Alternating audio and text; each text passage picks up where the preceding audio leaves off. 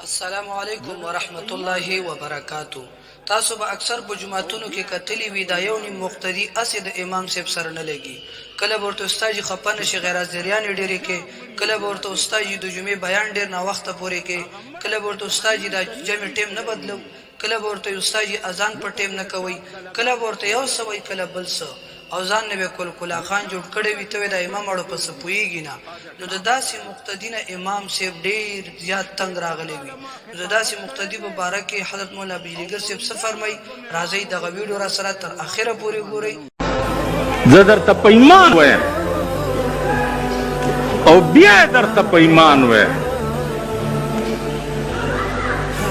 چې دا خلک د چا مړي او جنازې ته راشي، هغه مړی که جهنم ته نه ځي خدای ولیږي، ځکه چې د ټاپ دلګان پکې ولاړي. د چا ښځه چې بربنډه ګرځي د ټاپ دلی. شپېته کاله ما خطابت کړی دی او په ړومبۍ ورځ به مې اعلان وکړو چې دله سړی به ما پسې په مانځه نه ودرېږي. ما پسې ټول عمر مونځونه طالبانو او ملیانو کړی دی، کو ناټور ما پسې نه دي ملاړ شوی. ایو خان ته چا ویلې دې جومات کې ولې مونځ نه کوې؟